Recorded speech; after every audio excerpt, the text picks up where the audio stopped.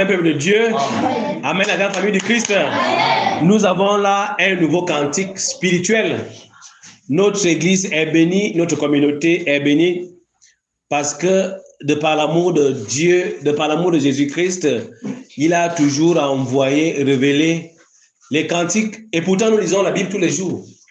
Et pourtant, il y a des chapitres qu'on a déjà parcourus, mais on n'a pas su que ces chapitres, c'était les cantiques qu'on pouvait facilement chanter. Mais de par la bonté de Jésus-Christ, il a toujours révélé ces cantiques cachés, codés dans la Bible à son serviteur. C'est une grâce que beaucoup d'églises cherchent, une grâce que beaucoup de serviteurs de Dieu cherchent, parce que ce n'est pas donné à n'importe qui. Avoir l'onction de louange, c'est difficile. Mais Dieu nous fait toujours grâce d'avoir, n'est-ce pas, cette opportunité de contempler, n'est-ce pas, ces merveilles dans la louange. Et nous sommes tellement contents parce que Dieu lui-même, c'est un patron de la louange. Dieu lui-même, c'est un amour de la louange. Voilà pourquoi je me réjouis à chaque fois que l'Éternel me révèle un cantique. À chaque fois qu'il me révèle, n'est-ce pas, une louange, une adoration, je suis très content, je suis dans l'allégresse parce que ce n'est pas donné à n'importe qui. Amen. Amen. Alors, ce nouveau cantique, c'est le 47e cantique spirituel. Aujourd'hui, nous allons expliquer pourquoi ce cantique, quelle est l'idée, la pensée secrète de Dieu dans ce cantique. Voilà pourquoi je vais d'abord, n'est-ce pas, le chanter. Après chanter, je vais expliquer. Maintenant, quand je finis d'expliquer, c'est là où nous, on va chanter. Pourquoi? C'est parce que vous n'allez pas chanter un cantique que vous ne connaissez pas, vous ne maîtrisez pas la pensée secrète qui est dedans, qui est cachée derrière ce dernier. Alors, voilà pourquoi il est important que je le chante d'abord. Pendant que je chante, vous aussi, vous essayez de maîtriser l'intonation, la voix et je vais expliquer. En ce moment, vous allez connaître la pensée secrète de l'Éternel dans ce cantique et ensuite, on va maintenant l'apprendre ensemble. Amen. Amen. Alors, 47e cantique spirituel dans notre beau ministère, Psaume 51, les versets 3 à 14. Je vais chanter. Oh, c'est un cantique. Vous savez, vous allez faire vous allez faire le parcours des cantiques que vous écoutez un peu partout. Vous allez constater que il y a des cantiques qui sont doux, très doux, posés, qui ne sont pas un rythme fort. Il y a des cantiques qui sont comme les slow. Ceux qui écoutent souvent la musique du monde, là, les slow. Elle dit, ces cantiques-là vont doucement. C'est comme si ça te berçait. C'est comme si ça te consolait. Voilà ce cantique. Quand ce cantique ira, n'est-ce pas, en studio, vous allez écouter.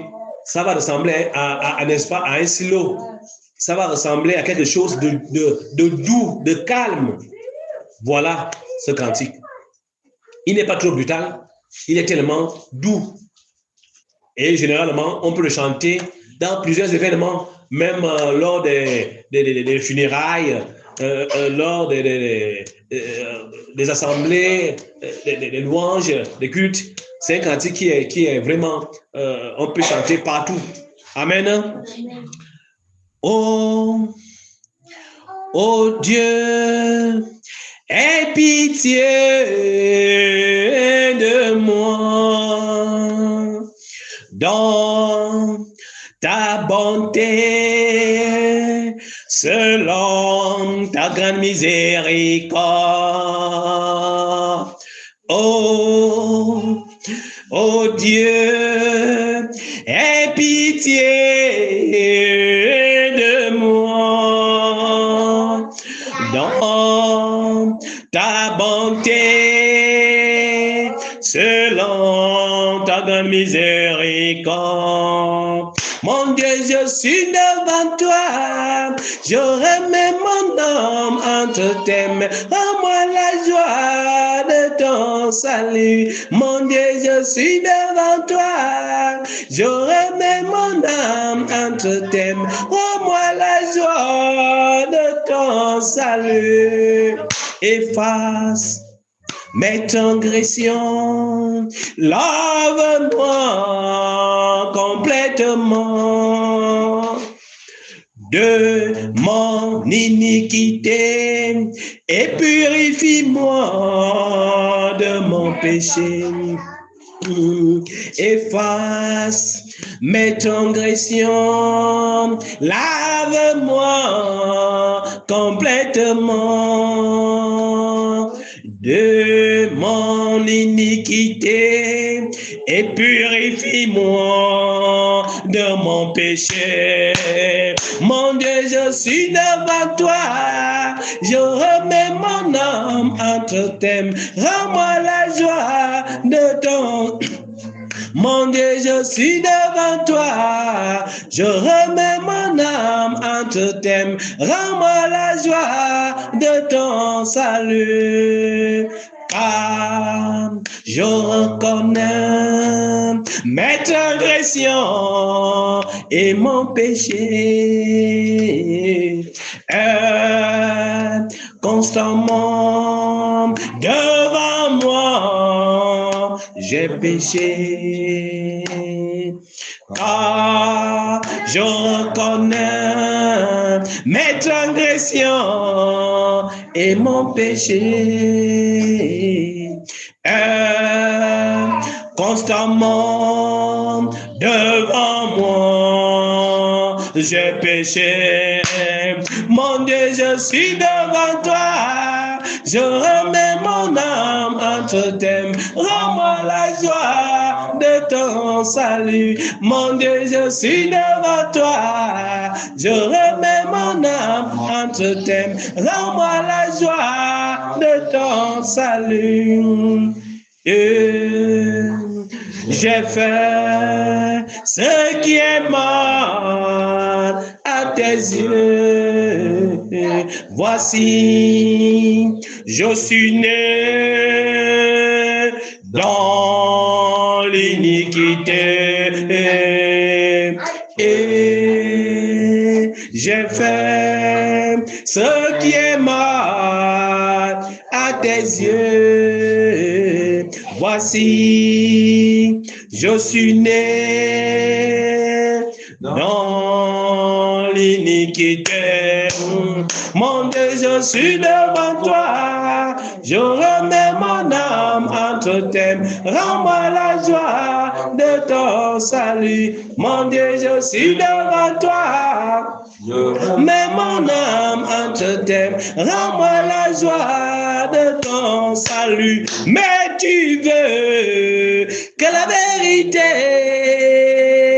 soit au fond de mon cœur. Mais tu veux que la vérité soit au fond de mon cœur. Fais donc pénétrer la sagesse au-dedans de moi. Fais donc pénétrer la sagesse au-dedans de moi. Purifie-moi avec l'hysope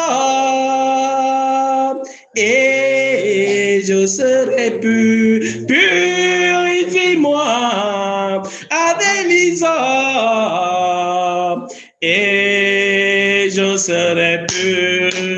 Mon Dieu, je suis devant toi, je remets mon âme entre tes mains. Rends-moi la joie de ton salut. Mon Dieu, je suis devant toi, je remets mon âme entre tes mains. Rends-moi la joie de ton salut. Lave-moi et je serai blanc plus que la neige. Lave-moi et je serai blanc plus que la neige. Annonce-moi Détourne ton regard de mes péchés. Annonce-moi l'allégresse. Détourne ton regard de mes péchés. Oh Dieu, crée en moi un cœur pur et un esprit disposé. Oh Dieu, crée en moi un cœur pur et un esprit disposé. Mon Dieu, je suis devant toi. Je remets mon âme entre tes. Rends-moi la joie de ton salut. Mon Dieu, je suis devant toi. Je remets mon âme entre tes. Rends-moi la joie de ton salut. Amen. Somme 51, les versets 3 à 14. Amen. C'est un cantique, il faut avoir vraiment les cornes. Vraiment les cordes vocales, ça demande vraiment le souffle. Ça a plusieurs rythmes, mais ce sera un beau cantique quand ce cantique va aller en studio. Amen. Quand ce cantique va aller en studio, ce sera un beau cantique, un très beau cantique. Mais parce que vous avez, les gens ont les voix rock, donc du coup, ils auront du mal à faire monter, à faire descendre, à faire monter, à faire descendre. C'est ça le rythme du cantique, mais ça va aller. Maintenant, qui parle, qui pleure dans ce cantique? Ça, c'est le roi David. C'est le roi David qui pleure dans ce cantique. Qu'est-ce que le roi David dit? Pourquoi le roi David pleure? Le roi David vient auprès de l'Éternel. Là, on est en train d'expliquer, c'est aussi une forme d'exhortation. Amen. Le roi David, il se rend auprès de l'Éternel. Il va pleurer auprès de l'Éternel. Il vient demander à Dieu d'avoir pitié de lui. D'avoir pitié de lui dans sa grande bonté, dans sa miséricorde, le roi David, parce qu'il reconnaît ce qu'il fait. Il dit, viens auprès de l'Éternel. Il vient remettre toute son âme. Il vient remettre son âme auprès de l'Éternel. Il demande la joie. Il demande la joie du salut de l'Éternel. Parce que quand le salut de l'Éternel arrive dans ta vie, le salut, c'est la délivrance. Le salut, c'est un changement de vie. Quand le salut de Jésus-Christ arrive dans ta vie, quand tu reçois l'appel de Jésus-Christ, quand tu te décides, n'est-ce pas, de changer, de suivre Christ, c'est la vie, c'est la lumière qui rentre dans ta vie. Donc, il veut cette joie. Il demande à Dieu de lui donner cette joie, la joie du salut. Voilà. Maintenant, le roi David, il dit à Dieu, ça c'est aussi, te rappelle, le jour que tu avais accepté de suivre Jésus-Christ, parce qu'à un moment donné, il y en a qui grandissent dans le Christ, c'est bien. D'autres n'ont pas cette chance-là, de grandir dans le Christ. D'autres n'ont pas cette chance. D'autres n'ont pas cette chance de grandir dans le Christ. Alors, il faut tout un travail, il faut tout un engagement pour qu'ils changent, n'est-ce pas, de côté pour servir Jésus-Christ. Amen. Amen. Alors, le roi David va venir auprès de l'Éternel. Il dit à l'Éternel, efface mes transgressions, efface mes transgressions. Il dit, lave-moi complètement. Tu me laves de quoi? Il dit, lave-moi de mon iniquité. Il dit, purifie-moi aussi de mon péché. On a là trois choses qui nous interpellent. Il dit, efface mes transgressions. Il dit, lave-moi. Il faut déjà me laver. Lave-moi complètement. De quoi? De mon iniquité. Ça veut dire qu'il ne veut pas qu'on lui lave, n'est-ce pas, à demi. Le roi David ne veut pas qu'on lui lave à demi, qu'on lui lave les pieds, qu'on lui lave seulement la tête. Non, il dit, lave-moi complètement. Mais on doit te laver de quoi? Il dit, Seigneur, lave-moi de mon iniquité. Après, il dit, purifie maintenant moi. Il a dit, après avoir effacé les transgressions, après avoir lavé le roi David de ses iniquités, il dit maintenant, purifie-moi maintenant de mon péché. Amen. Amen. Maintenant, nous allons comprendre. Pourquoi les transgressions Pourquoi le roi David parle de transgression? Pourquoi il parle de l'iniquité? Pourquoi il parle du péché? C'est ça. Peuple de Dieu, le roi David parle de transgression. C'est quoi une transgression dans la Bible? La transgression, c'est une violation de commandement. La transgression, c'est une violation de commandement. La transgression, c'est une violation de la loi de l'Éternel. C'est ça qu'on appelle transgression. Quand vous écoutez transgression, c'est ça aussi la louange. On vient pour n'est-ce pas, prendre des connaissances.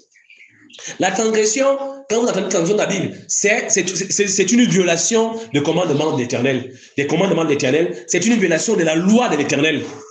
La loi établie par l'Éternel, a dit l'instruction donnée par l'Éternel. Quand on veut cette instruction, c'est une transgression. C'est ça qu'il faut retenir. A dit, Dieu donne une loi, une recommandation, il donne, n'est-ce pas, une orientation à observer. Maintenant, l'homme va transgresser cela. Il a dit, il va violer cela. C'est ça. Alors, qu'est-ce qu'on entend par iniquité? Iniquité, c'est un vieux péché. Quand vous écoutez iniquité dans la Bible, parce que vous lisez la Bible, vous rencontrez ces mots-là, vous les rencontrez, mais parfois vous ne maîtrisez pas la pensée secrète de Dieu sur ces mots. Alors, l'iniquité dans la Bible, quand tu vas encore rencontrer ces mots, l'iniquité, c'est un vieux péché. C'était un péché originel. L'iniquité, c'est un péché depuis le commencement. Amen. Amen. C'est ça qu'on appelle l'iniquité. C'est un vieux péché. C'est un péché originel. C'est là où c'est un péché qui a été commis depuis le fondement du monde, depuis la base. Maintenant, c'est quoi le péché? Le péché, c'est simplement quand on enfreint la loi de l'Éternel. On va prendre un exemple. Exode 20, à partir du 2e verset. On va voir les commandements de l'Éternel. On dit, tu ne commettras point d'adultère. Mais quand tu commets l'adultère, tu enfreins la loi de l'Éternel. C'est ça le péché. Tu pêches. Amen. Vous voyez la différence, non? Tu pêches. C'est ça. Tu ne regarderas pas. Honore ton père et ta mère. Et tes jours seront prolongés, tes jours seront heureux. Mais si tu n'honores pas ton père et ta mère, en ce moment, tu pêches. Amen. Voilà le péché. Il continue. Il dit, car je reconnais mes transgressions. Il dit, je reconnais que j'ai violé ta loi. Hey. Il dit, mais je sais que mon péché est constamment devant moi. On vient de chanter tout de suite. La chair. Ma chair est très faible face au désir de ce monde. Hein? La chair est très faible. Il dit, je reconnais mes transgressions et mon péché est constamment devant moi. Je sais que j'ai péché. Amen. Amen. Il dit, je sais que j'ai fait ce qui est mal à tes yeux. Il dit, depuis le commencement, je sais que j'ai fait mal. J'ai fait ce qui est mal à tes yeux. Il dit, voici maintenant, je suis né dans l'iniquité. Hey. Il dit, je suis né dans l'iniquité. Pourquoi il n'a pas dit que je suis né dans la transgression? Pourquoi il n'a pas dit que je suis né dans le péché? Il a dit, je suis né dans l'iniquité. C'est là. Pourquoi le roi David va dire, il est né dans l'iniquité? Amen. Amen. On a dit l'iniquité, c'est quoi? C'est le vieux péché. C'est le péché originel. Mais prophète, qu'est-ce qui s'est passé à travers ce vieux péché? Pour ne pas trop tirer de long en large, le vieux péché se retrouve dans le jardin d'Éden. Amen. Amen. Tout le monde naît avec le vieux péché, le péché originel, tout le monde naît avec. Amen. Amen. Voilà pourquoi vous allez constater que un enfant qui est dans le ventre, tu vas dire, oh mon enfant, il est passé, il est déjà dans le péché. Quel péché? Dans l'iniquité. L'iniquité est déjà avec lui. D'autres poseront la question des prophètes. Qu'est-ce qui fait en sorte que quand un enfant vient au monde, à peine 2 jours, 3 jours, il décède? Mais qu'est-ce qu'il a fait de mal? Ce n'est qu'un innocent. Non, il est né dans l'iniquité. L'iniquité poursuit. Amen. Amen. L'iniquité a été commis depuis la création de l'humanité. Par qui? Par Ève, Adam et Ève. Amen. Amen. Alors ce péché nous poursuit, mais on peut enlever ce péché à nous. Amen. Amen. On ne peut enlever ce péché à nous que quand on est déjà conscient. quand on a déjà pris un engagement ferme de suivre Jésus-Christ, de l'accepter comme notre Seigneur et Sauveur, et de connaître le véritable problème qui s'est passé dans le jardin d'Éden, c'est là où on peut enlever cette iniquité-là. Amen. Amen. Alors, l'iniquité, c'est quoi? Qu'est-ce qui s'est passé dans le jardin d'Éden, peuple de Dieu? Dans le jardin d'Éden, Dieu avait donné l'instruction. Il avait donné une orientation, une instruction stricte, ferme à Adam et Ève. Il les avait dit, vous n'allez pas toucher l'arbre de la connaissance du bien et du mal. Le jour que vous allez en manger, vous allez mourir. Amen. Amen. Il dit, voici, il y a 3 types d'arbres dans le jardin d'Éden. L'arbre de la connaissance du bien et du mal, l'arbre de la vie au milieu, et l'arbre de l'espèce agréable à voir et bon à manger. Il dit, vous pouviez manger ces arbres, ces fruits, mais ne touchez pas les fruits de l'arbre de la connaissance du bien et du mal. Amen. Il dit, le jour que vous allez toucher, vous allez mourir. Voilà. Qu'est-ce qui s'est passé?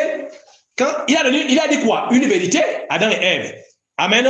Mais qu'est-ce que le diable a fait? Dès que le diable a su que Dieu a dit une vérité à Adam et Ève, lui aussi il est venu, il a dit, Dieu vous a menti. Le jour que vous allez manger l'arbre de la connaissance du bien et du mal, vos yeux vont s'ouvrir, vous serez comme des petits dieux, vous n'allez pas mourir. Mais le diable aussi a donné une vérité. La preuve en est que quand Adam et Ève ont mangé, ils ne sont pas morts, vrai ou faux? Ils vivaient encore. Donc, le diable les a dit, vous voyez, non? Moi aussi, je vais vous dire une vérité. Vous me dites que Dieu vous a dit une vérité. Il a dit le jour que vous allez manger, vous allez mourir. Vous êtes mort là? Non. Mais peut-être vous avez dit c'est une vérité, non? Oh oui. Mais moi aussi, je vous ai dit que vous n'allez pas mourir. Vous êtes vivant, non? Oh oui. C'est aussi une vérité. Ça veut dire 2 vérités. Amen, peuple de Dieu. Amen. Hey, peuple de Dieu, regardez maintenant ce qui se passe.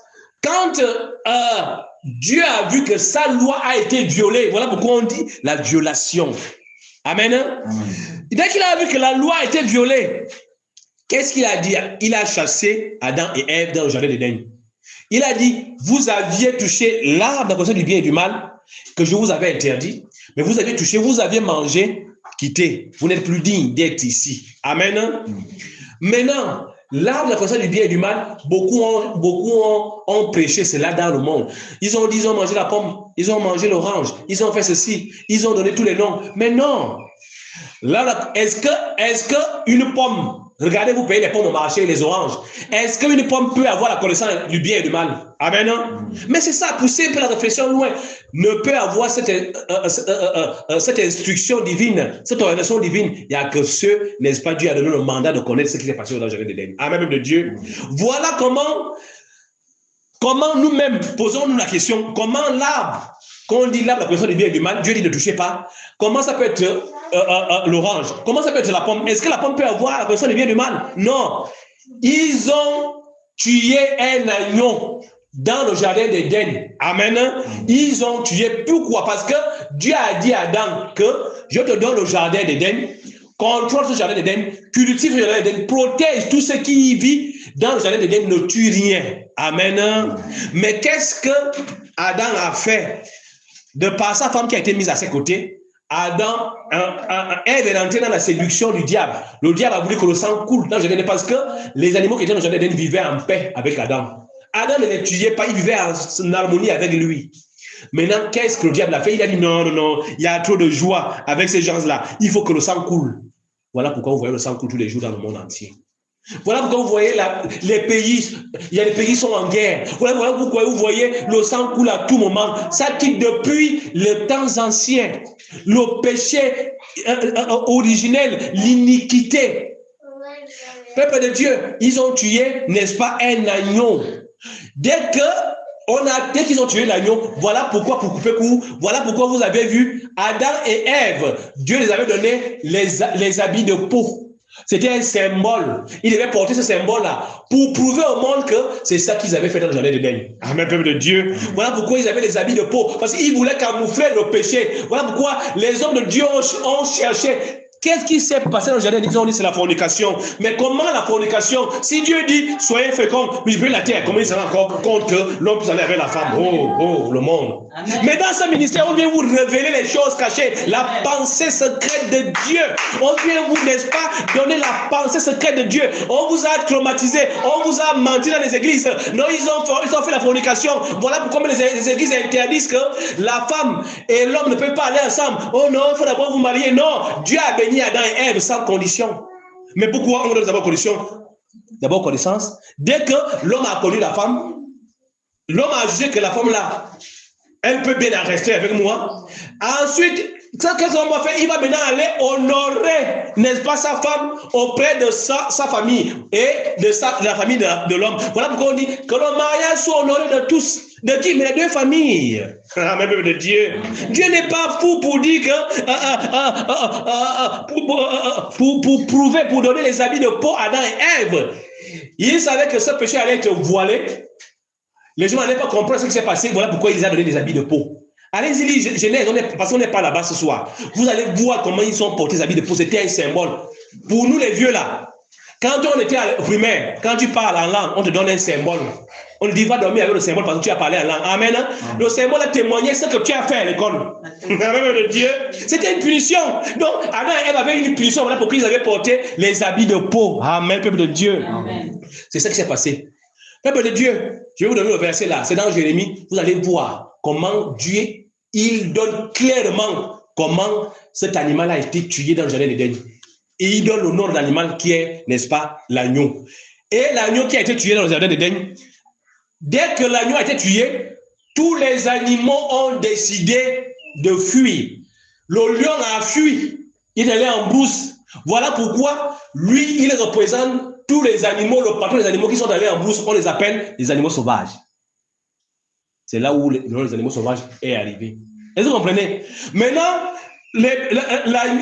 l'agneau, les moutons qui sont restés avec l'homme, c'est ceux-là qui ont fait la résistance. On les appelle les animaux domestiques.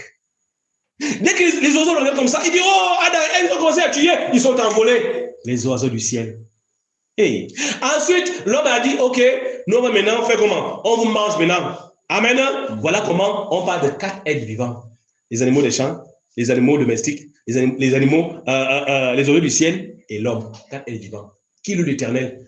Que toute créature, que tout ce qui respire loue les Somme 150. C'est trop spirituel. Amen, peuple de Dieu.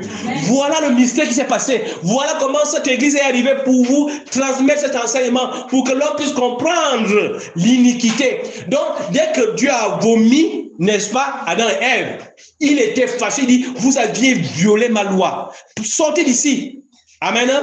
C'est là où maintenant, il a dit, comme le diable a cru que la mort que je parlais, c'était la mort charnelle. Non, Dieu parlait de la mort spirituelle. C'est une vérité. Parce que si tu meurs sur la chair, mais la seconde mort t'attend. Si tu ne fais pas attention, tu ne sais pas Dieu, sa seconde mort va te frapper. Voilà pourquoi on vous dit, servons Dieu pendant qu'on est encore en forme. Pendant qu'on est encore jeune, comme maman diaconesse, pendant qu'elle est encore jeune comme ça là. Quand elle sort, son mari tremble. Le président tremble, il dit, mais celle-là est encore jeune. Regarde comment elle s'habille même encore. Ah, même de Dieu. Voilà. C'est ça. Elle dit, quand tu es encore jeune là, sers ton Dieu. C'est pas quand tu es déjà vieux, vieille, tu dis, je veux servir Dieu. Non. Sers Dieu quand tu es encore jeune. Amen. Amen. Voilà comment le diable, le diable a donné une vérité. Parce que Adam et Ève ne sont pas morts. Mais c'était charnellement. Ils ne sont pas morts charnellement. Mais spirituellement, ils étaient déjà morts. Et c'est la mort en question que Dieu parlait. Donc les deux ont dit la vérité. Amen. Et c'est ça qui fait en sorte que quand Jésus-Christ arrive dans le monde, il va parler de deux vérités. Il va toujours dire en vérité, je vous le dis. Amen. Hey. On va un peu lire Jean. Jean chapitre 5. C'est là où viennent les deux vérités que Jésus-Christ parle. Jean chapitre 5, verset 24. Jean 5, verset 24. Jean 5, 24, il est écrit. En vérité, je vous le dis, celui qui écoute ma parole et qui croit à celui qui m'a envoyé a la vie éternelle et ne vit point en jugement, mais il est passé de la mort à la vie. C'est-à-dire, si aujourd'hui tu as connaissance, on t'a déjà inculqué que voici ce qui s'est passé dans le jardin d'Éden. Il y a eu deux vérités. La première vérité, c'était Dieu. Dieu parlait de la mort spirituelle. La deuxième vérité, c'était le diable. Le diable parlait de la mort charnelle. Maintenant, si tu mets en pratique la parole de Dieu, si tu comprends maintenant ce qui s'est passé dans le jardin d'Éden, en ce moment-là, tu passeras de la mort charnelle à la vie éternelle. C'est-à-dire, Si tu as déjà connu la vérité, comme aujourd'hui on t'enseigne déjà si c'est par exemple au jardin d'Éden, tu ne vas plus mourir. Tu vas plus mourir comment? C'est quand tu vas rentrer maintenant dans le secret de ce qui se passe dans le jardin d'Éden. Quand tu vas dire, je veux maintenant fuir. Plus bas de notre cantique, on voit le roi David qui dit, mon Dieu, purifie-moi comme l'hysope. Amen. Il ne veut plus avoir ce péché en lui. Il ne veut plus ce péché en lui. Il dit, mon Dieu, purifie-moi déjà. Je suis fatigué de cette iniquité, de ce péché originel qui me poursuit. Lave-moi déjà complètement pour que je sois blanc. Amen. Mais comment Dieu va te laver? Il faut que tu sors d'abord de ce péché. Mais que c'est quoi ce péché? L'abstinence de la viande, ne plus manger la viande. C'est ça. Amen. Voilà. Maintenant, voilà pourquoi, dès que Dieu a vomi Adam et Ève, Dieu a redonné une seconde chance à l'homme. Il a dit à Noé, fais-moi large. Amen. Toi aussi, tu condamnes ton prochain, tu condamnes ton frère, tu condamnes ta soeur à tout moment, tu condamnes ta femme, tu condamnes ton mari, tu condamnes tes enfants. Il faut toujours donner une seconde chance. Amen. Il faut toujours donner une seconde chance. Dieu a donné une seconde chance à l'homme. Voilà pourquoi il a dit Noé, fais-moi large. Mais il donne l'instruction, comme j'avais donné à Adam, rends dans l'arche avec tous les animaux qui sont sur la terre ferme, que le poisson reste toujours dans l'eau, comme dans le jardin d'Éden. Parce que le jardin d'Éden était entouré par 4 fleuves qui arrosaient le jardin d'Éden. Et Adam avait le regard que sur tout ce qui était sur la terre ferme. Et le poisson était toujours dans l'eau. Amen.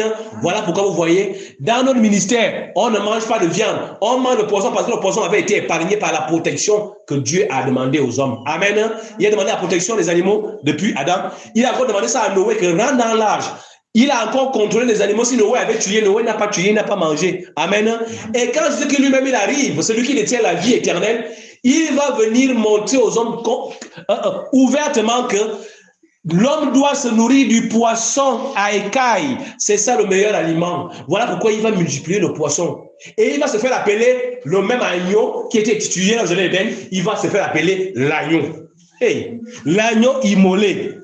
Il dit, je suis l'agneau immolé. Comment on va encore manger notre totem qu'on doit respecter? Amen. Quel est le passage là où Jésus-Christ multiplie la viande? Il n'y a pas. Voilà pourquoi dans notre ministère, on le dit, on le chante même que je veux t'imiter. Je veux t'imiter. On chante comment? Hein? Le nouveau cantique là. Amen. J'ai un tour de cantique. C'est-à-dire, nous, on doit imiter notre Dieu. Amen.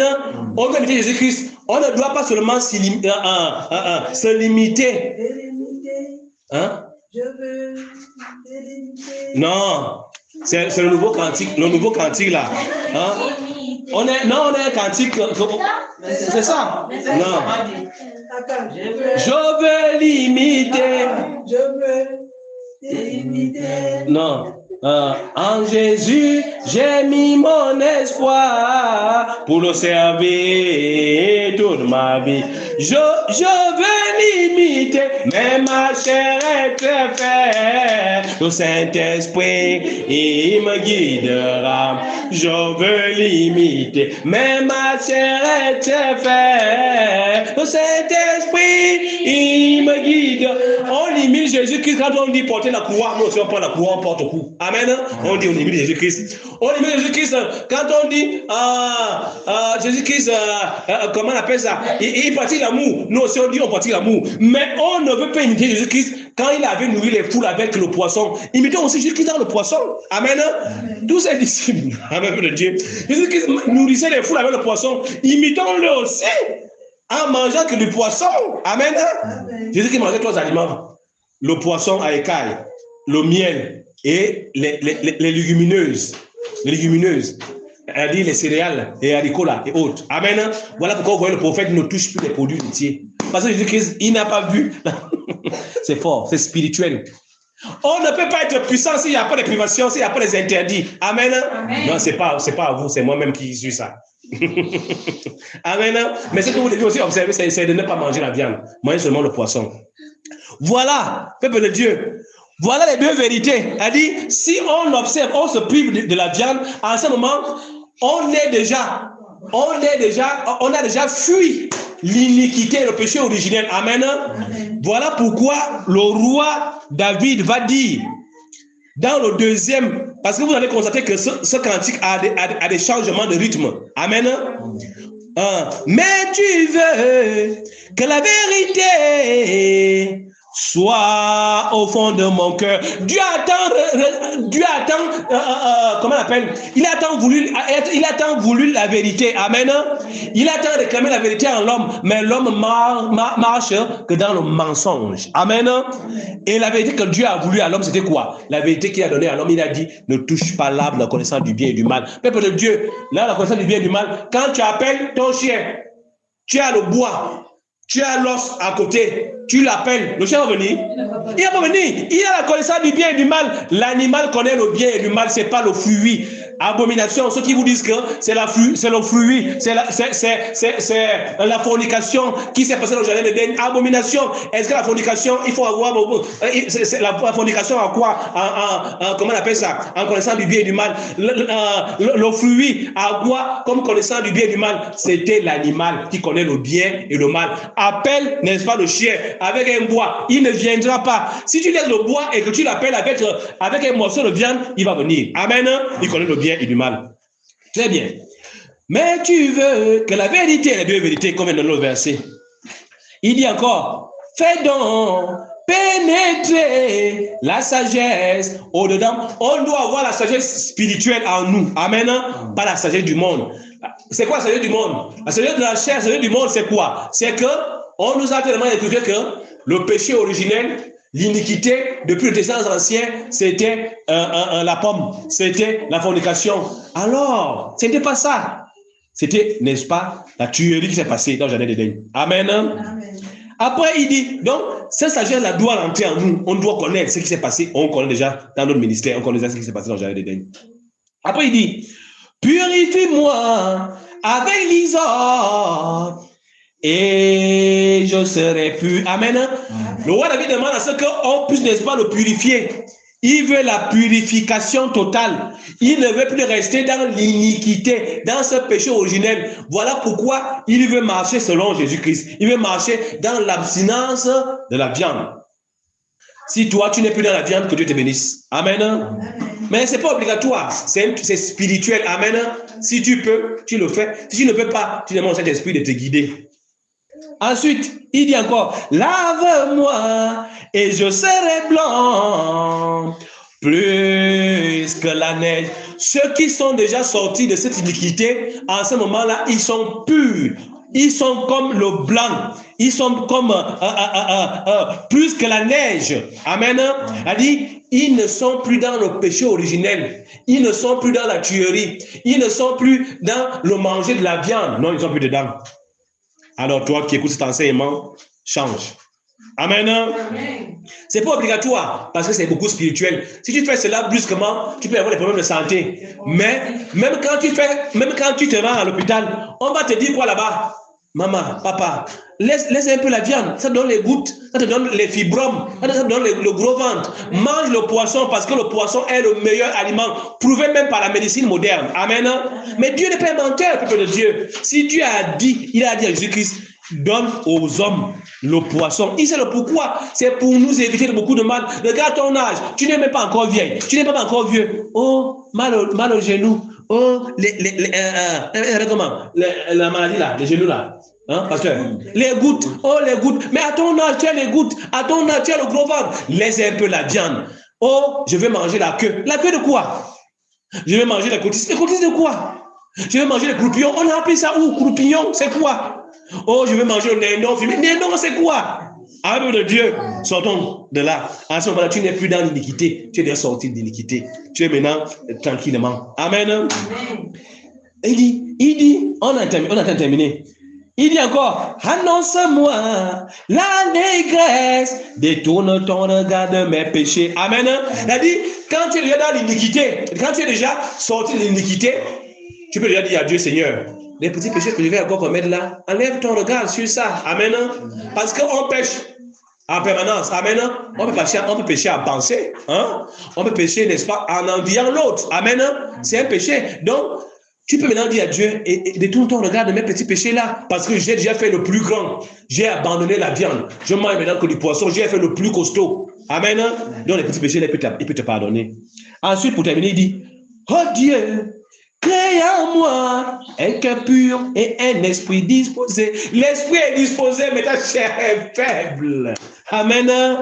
Crée en moi un cœur pur. Ton cœur qui bat là, quand tu ne manges pas les cotises, quand tu ne manges pas les courpillons, quand tu ne manges pas le dindon fumé, quand tu ne manges pas les cuisses Brésil, quand tu ne dis pas, au Malien, oh, Amadou, serre-moi les couper. Mets-moi la partie là où il y a beaucoup de graisse. Mets beaucoup, mets tout, mets la mayonnaise. Amen, de Dieu, la chair est faible. Amen.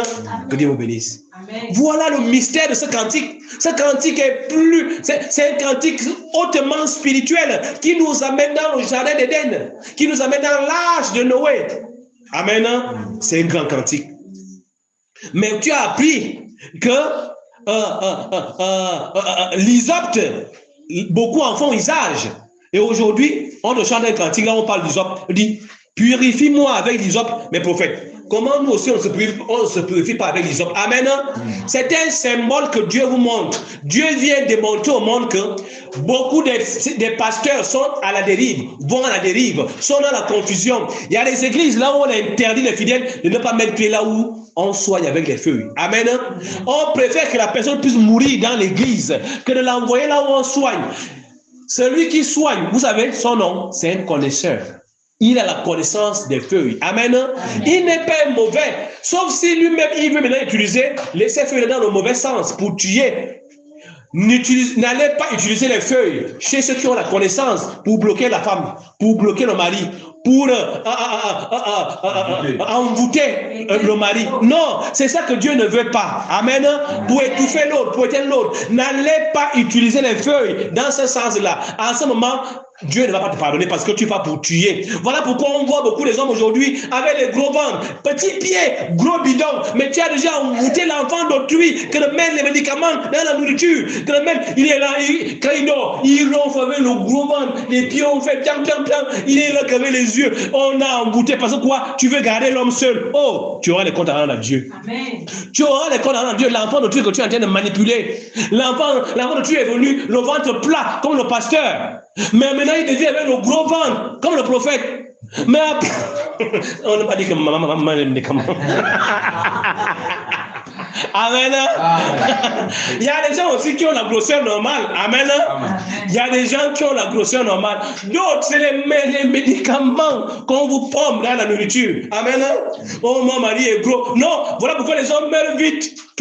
Parce que tu ne fais que mettre les médicaments dans la nourriture de l'enfant d'autrui. Soyez comme la diaconesse, regardez son mari toujours jeune. Son ventre est toujours plat. On sera un couple de sainteté. Amen. Voilà, peuple de Dieu. N'allez pas chez le ganga pour prendre les feuilles, pour faire du mal. Mais allez-y, ceux qui ont cette connaissance-là, allez-y auprès d'eux pour la guérison. Voilà pourquoi on parle de l'hysope.